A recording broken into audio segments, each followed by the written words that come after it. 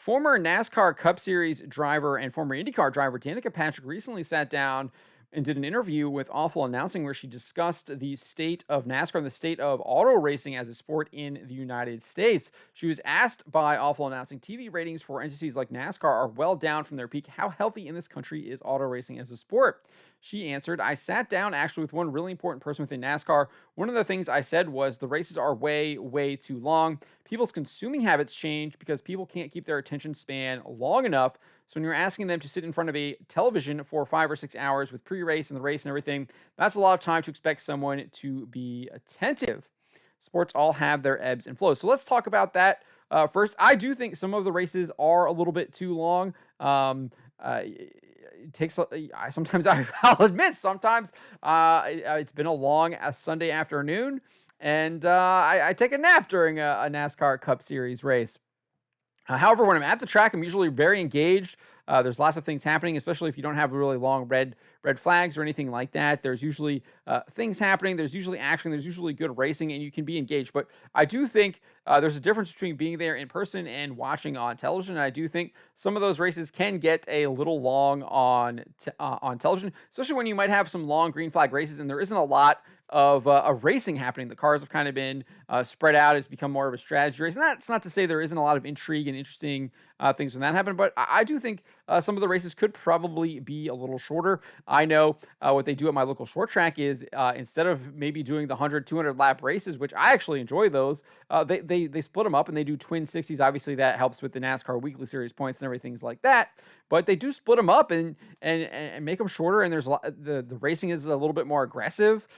People are really kind of going for it. You got to go out there, give it your all. Depending on the track that you're at, there might be some strategy involved for how much tire you're going to use in the first race compared to the second race. Tracks like Hickory and Florence come to mind. Even though Florence, I feel like doesn't really do a lot of twins, they usually have the just kind of one longer race. So I do think there is something to that, and we see different styles in that. I think what's really interesting is how the Lucas Oil Dirt late models do it, or Lucas Oil late model Dirt Series does it, where you have a lot of like short races. You'll have you'll have 3 or 4 heat races that are maybe like 8 to 12 laps. Really exciting, really good racing. Some of the best racing actually comes out of those heat races. Then you'll have your B main, which is a little bit longer.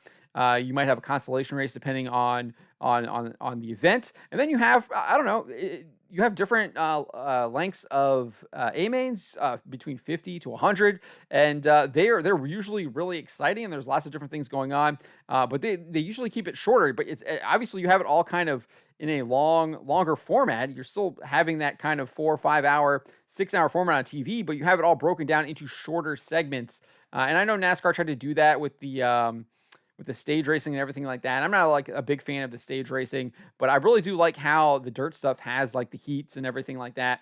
And it kind of breaks it up, and they usually are pretty well timed on because they have the different subdivisions and things like that too. So it's constant action. There usually isn't a big break. Sometimes you will have the big breaks where they have to fix the track and do things with the track and things like that. But for the most part, a lot of the dirt racing is very snappy, very quick, and there's action happening pretty much all the time. So I do think there is some legitimacy to this complaint about some of the NASCAR races being longer. Maybe that's something they take a look at. I know that they might maybe implement some more of what dirt has been doing.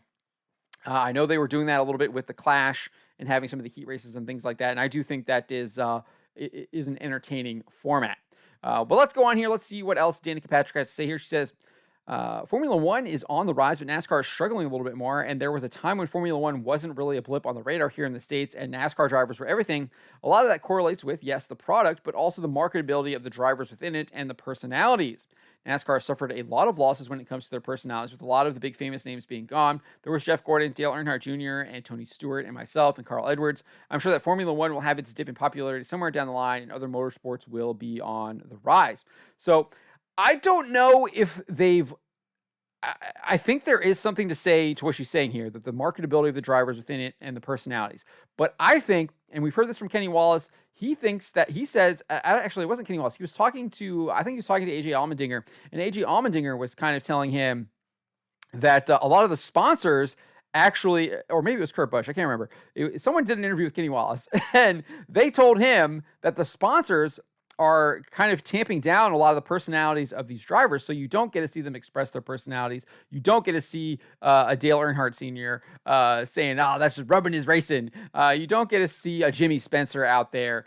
You don't get to see these big personalities that can sell products and stuff like that. They're very corporatized. They have to stay in their lane. We saw that with Noah Gragson. He basically was canned from the entire sport because he liked a meme. So it's very sanitized in what they can and can't do. And I do think that plays a lot into the fact that you don't have this kind of like marketability per se, because you don't let the drivers kind of have those kind of rivalries. Don't let them really get out there and get at each other or do a lot of that stuff. And NASCAR does kind of try and, I feel like, just try and tamp down a lot of that stuff. And I do think that hurts the sport in the long run, because I think that's one of the most interesting parts of the sport is the rivalries. It's kind of how NASCAR was built, right? Is built on all of those rivalries. You had the guy you rooted against, no matter what. You had the guy you rooted for, and that's what makes it fun. I think I was listening to a Bubba Pollard podcast. He was talking about how he thinks that Stephen Nasse fans should hate him. And his Bubba Pollard fans should hate Stephen Nasse. And that's a good thing, because they have that rivalry. They have that, they both have built out those personalities.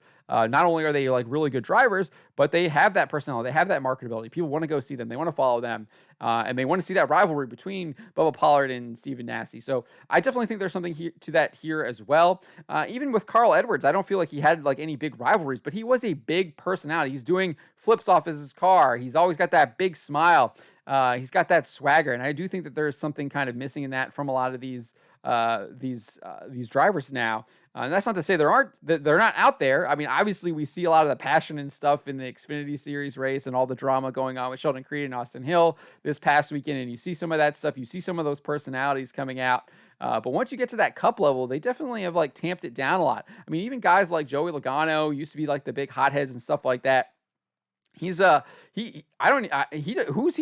rival now? I don't even know who Joey Logano's rival is today. I wouldn't be able to tell you who it is, because I don't think he has a rival. So I think there's something missing, especially at the Cup Series, where you don't really have these big rivals. And maybe that's to the credit of the drivers, that they are actually maybe friendly with each other and they don't have those big rivalries. But let me know what you guys think. What do you think about what Danica Patrick had to say here? Especially, what do you think about the races being too long? Do you think they're too long? And what do you make of the fact that maybe the drivers aren't as marketable as what they once were? Maybe due to their personalities, or what someone told Kenny Wallace about the sponsors maybe sanitizing them too much. But let me know what you think in the comments below.